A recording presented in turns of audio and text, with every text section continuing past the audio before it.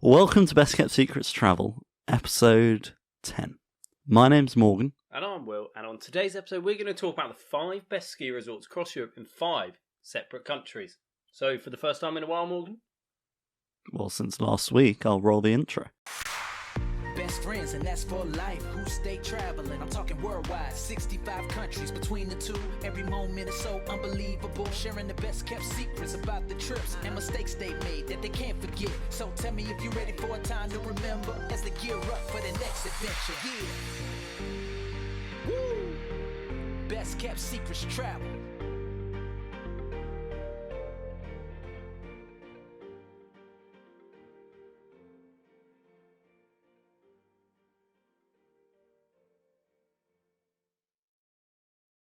Before we start this episode, as always, we need to thank everyone who's downloading our episodes every single week.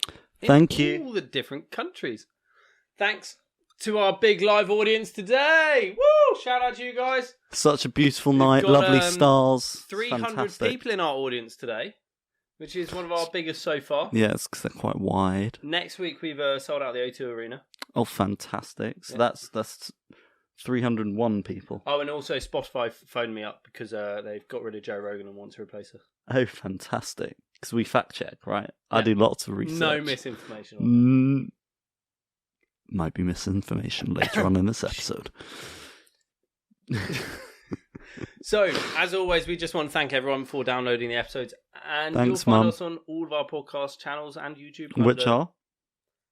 The BKS Travel. Is what? Our Instagram. Yes.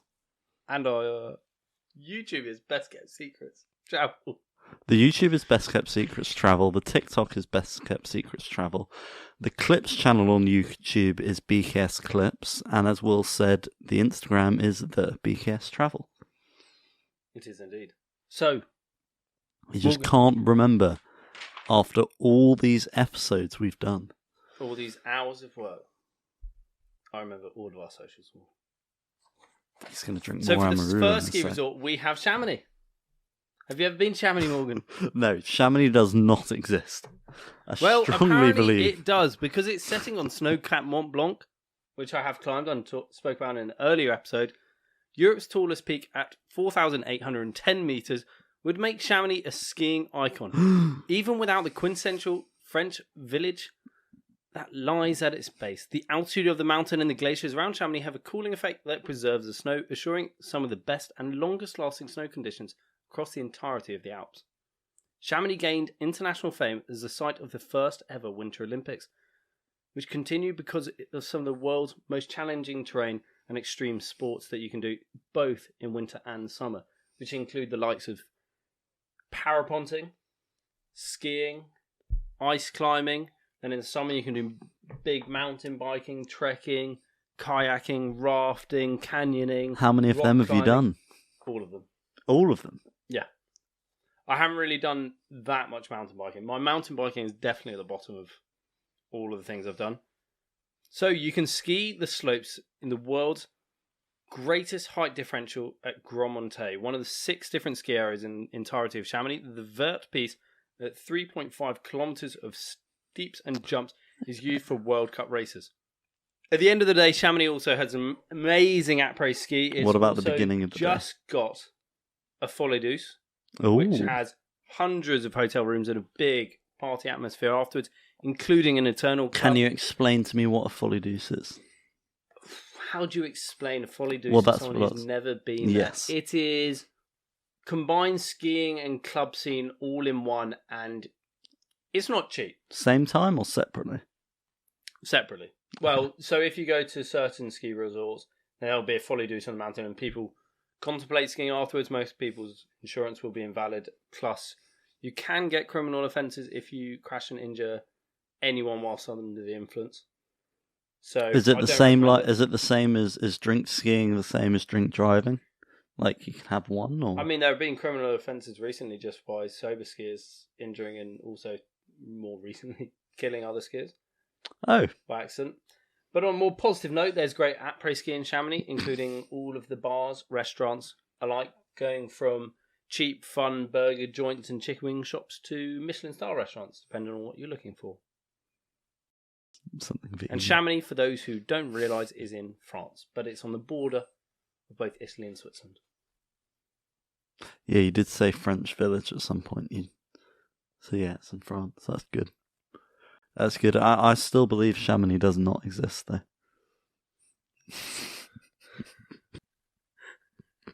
And I'm dragging this out because I have no idea how to say the next word. Yeah, I know you did. I almost said that as soon as you started. That you put the really hard word to say next. Okay. Oh yeah, but I've also given you the next. No, I've given myself. Do you want to do 5 as 4? No. So, Will, I will congratulate you to start with on, probably because of the large audience, that is the best I've ever heard you read. Thank you very much. You've been practicing a lot, It's the I'm pressure sure. of knowing that we're in 300 people in our live studio tonight. Spotify are in the discussions with us. Probably can't legally say that. No. But we'll be signed up to $100 million contract soon. Minimum. If not, Castro or someone else will pick us up. Same budget, I'm sure. £10. Okay, so number 2 on our list is Austria. It's just Austria. Is Kitzbühel. Ski towns don't get any prettier or more romantic than the walled village of Kitzbühel in the Austrian Alps, not far from Innsbruck and Salzburg, although its colourful frescoed buildings house deluxe hotels and pricey shops like those of Cortina or St. Moritz. Kitzbühel also welcomes families and budget travellers with small family-run inns. What? This is all made worse. I've just touched my eye with chili. This episode's going well so far. There is also something for all skiers. Why have you put Kitzbühel in every other sentence? I thought you needed to discuss it. There's also something for all skiers in Kitzbühel. 170 kilometers of skiable pistes, and in the adjoining ski welts, where 280 more kilometers are served by 90 whole lifts.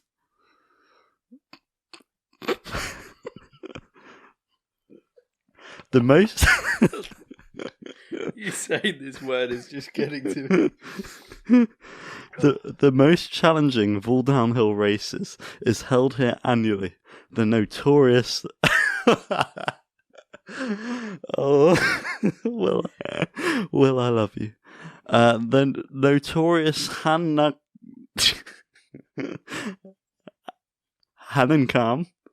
on terrain as steep as 85% vertical in places. The small Bichlam area is especially designed for riders and freestylers. Kitzbühel and Skiwell are connected by bus, and both are part of the Kitzbühel Alps All-Star Card, which includes 9 different ski areas in Austria. I was about to say, just based on your pronunciation of the ski resort alone, Morgan, I'd assume you've been there. So can you tell me what your favourite restaurant is? Folly Deuce. I don't know. They have this really nice place that does some burgers. Yeah. Meat burgers, veggie burgers, halloumi burgers. It's really nice. Nice. Yeah. I assume you've been there as well. No. No. Cool. Number 3 on the best places I've got on my list to go and try skiing if you have or haven't before is Samaritan Switzerland. The number of world skiing competitions alone holds such high regard for just how good Samaritan is as a ski resort. It is complete world-class skiing all round. The Winter Olympics were held here in 1928 and in 1948, and you can often see loads of ski competitions at their massive Olympic level ski jump, which makes it quite interesting because quite a few events around the world and countries don't actually have the facilities to go and train at Olympic level ski resorts. Sometimes the jumps are 20 meters shorter, sometimes the mountain biking tracks aren't as long or aren't as steep as they're going to do in the competition. So it's nice that there's actually a facility. Have you seen an Olympic ski jump? I haven't seen it to the length of an Olympic ski jump. I've seen the level below the Olympics. I've no idea how long. I think it was in the Olympics. I saw one in Oslo. About 80 meters long. The actual ramp. I think the one I saw in Oslo was an Olympic one. Was it? There's something else. When you see them, but it was huge. It's enormous. I've It's seen ridiculous. ones which are I've seen the junior ones, which are still enormous because you still land on the same incline. And it's all snow. But the length, when they start getting bigger, then you just think it's a little bit. It's crazy. But after Eddie the Eagle, I'm inspired.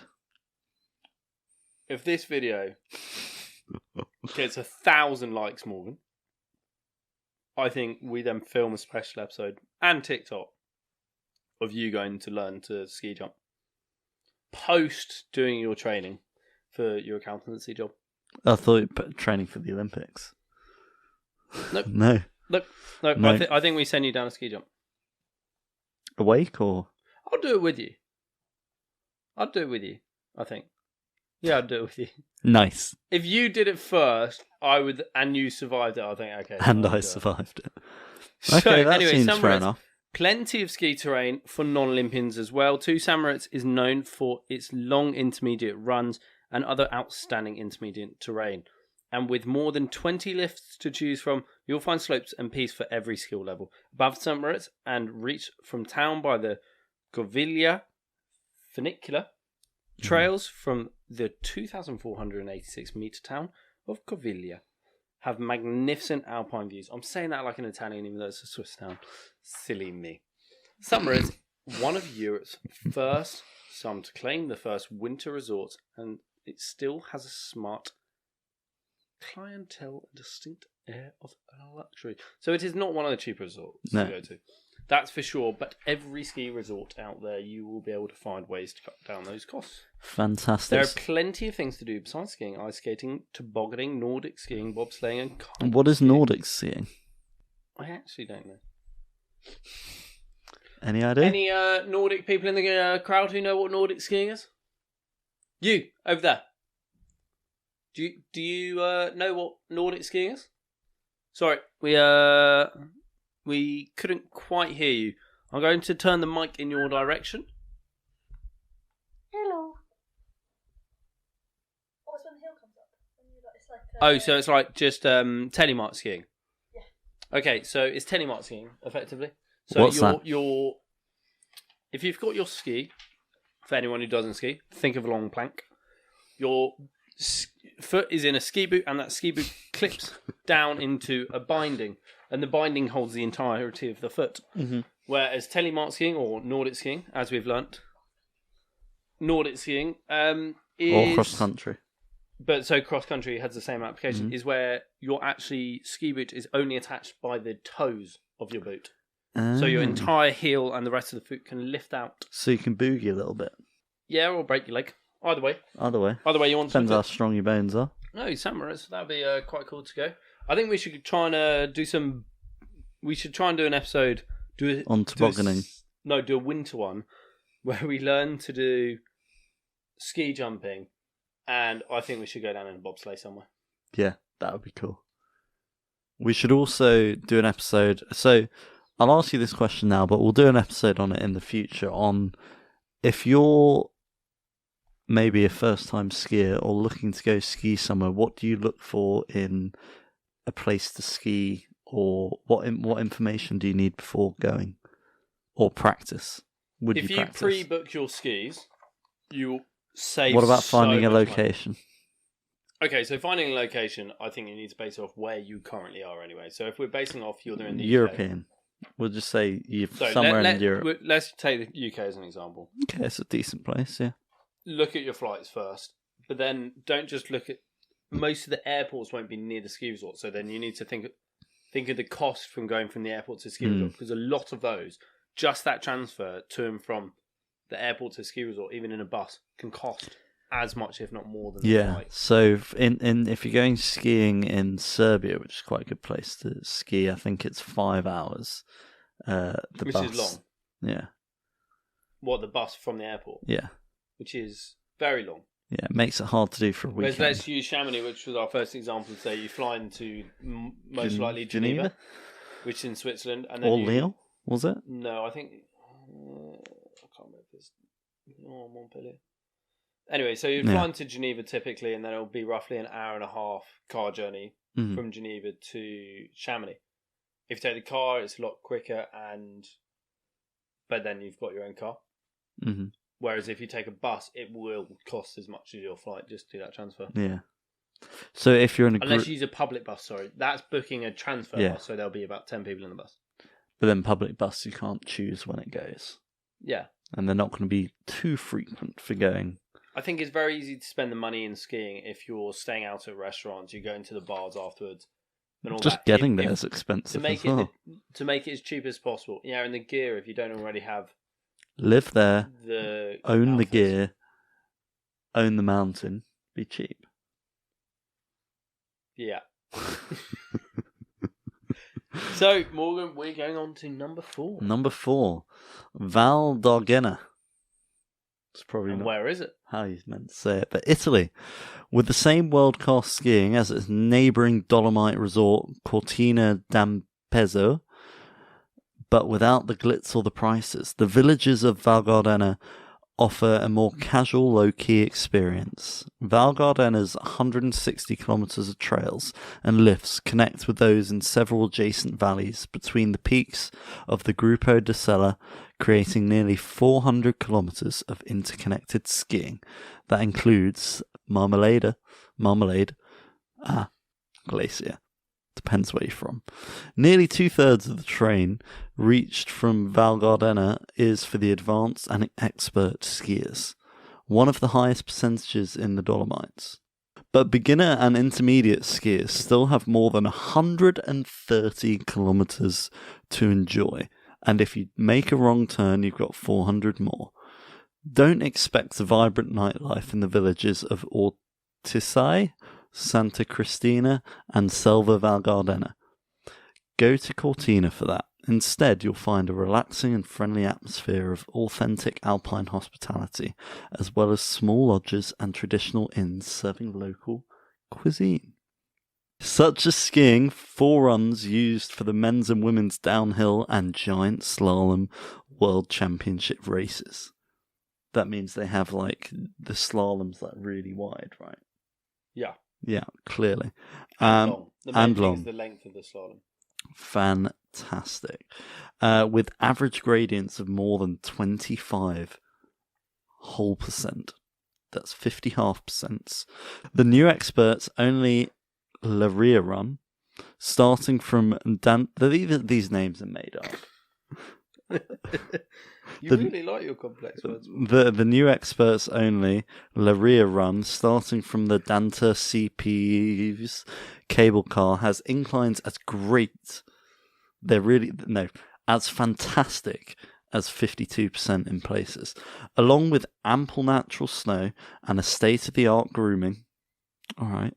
Valgardena's infrastructure is top of the line. Its 81 lifts include Italy's first 8-seater. You shouldn't go for the 4 runs, the only 4 runs. You should go for the 8-seater chairlifts. Mm-hmm. Oh my goodness, I forgot the next part. With heated seats. On the Peace Seller offering Is it sponsored by BMW or something, Morgan? Offering a direct connection to the Sella Ronda route. Heated seats? Yeah. You get a warm bum. How long is it? Be fantastic. Do you not know? No, I don't. Do you not? Valgardena is included in the Dolomiti Super Ski Pass, allowing access to 11 other resorts in the region. So number 5 on our places to go skiing in Europe of 5 separate countries. Durham. We've got Germany. Fantastic. Not Durham. In Germany, there's a ski resort called Zugspitze. Rising to 2,962 meters is Zugspitze. Is Germany's highest mountain, and its popularity with skiers is enhanced by the beautiful Bavarian town of Garmisch-Partenkirchen at its foot. From its summit, which can now be accessed by a new cable car, extends a 360 Does it have seated panorama that heats? reaches as far heated seats. as Does it have 250 heated seats? kilometers and includes mountain peaks in 4 countries: No, it doesn't have heated seats. From the top What of the are the list, four you can countries? ski the glacier 2,700 meters Do you know what the above four sea level. countries are? No, I don't, Morgan. From the top of its list, I'm guessing Germany's one. you can ski the glacier 2,700 meters above sea level, so high that it's often above the clouds that cover the valley skies. All levels of skiers will find plenty of choices in the 40 kilometers of trails at the Garmisch Classic Ski Area, interlinked across 3 mountains, Husberg, Krenzig, and Alpizitz. For extreme challenges, there's the famed Kandahar downhill and other courses that were used in the 1936 Winter Olympics, and since then for the International Alpine Skiing Championships. This year's men's slalom, women's downhill, and the Super G races will be held in Garmisch-Partenkirchen. A popular Olympic legacy is the ice stadium, used for the 1936 Winter Games, now open for public skating. You can take lessons here at all levels, including speed skating, ice dancing. The area around Garmisch-Partenkirchen is networked with cross-country skiing and snowshoe trails, and surrounded by spectacular alpine views. Have you done snowshoe trails? I've snowshoed around. I haven't. You see some people who just snowshoe through the valley, but really long distance. I've had to put them on when I've gone up the mountain. So if you snowboard and you don't have something which is called a split snowboard, where your snowboard suddenly goes in half and turns into skis. 2 weird skis, then you stick your snowboard on your back and then you stick snowshoes on your feet. Ah. Whereas if you're skiing, then you stick skins on the bottom of your skis and then you not cross country, but you backcountry ski up. So then you go up with your heels going up. Exciting. When was the last time you were skiing? No. New Zealand, I think. I think it was New Zealand was the last time I went skiing. New Zealand? Yeah. Well, what was the name of that mountain again? It was like Katana. Definitely wasn't Katana. Katana? No, I can't remember. I can't remember, but there were the ski pass downstairs. There were no markings for any of the slopes on that mountain. Do you remember that? No, they just decided they weren't going to. And it was white out when we were there. Yeah, that's for a bit. That was enjoyable. We That's had fun. no idea if we were on or off piste because, well, they didn't mark any of They it. just wasn't a piste. Yeah, It was just mountain. it's With just one mountain. Yeah, lift. 2 lifts, maybe. I think there were about 2 lifts on the entire mountain.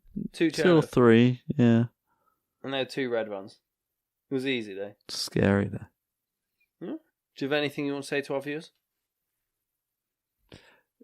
Can you help me find a new host, Yeah, can you help me find a new host? please? Please. I doubt you've enjoyed it, but I if doubt you you've have, enjoyed it, but if you have. the guy in the white is fantastic. I'm going to invert the entire... Yeah, Ski. roll the. Let's roll the out. Yeah, let's make it happen. I hope that you can handle going on adventures, best kept secret travels. Yeah, all over the globe, having fun, you know the deal. Amazing secret locations, hang out with Morgan and Will. Educate and entertain, haggle in the market, sharing their experiences. Time to get it started. Let's go.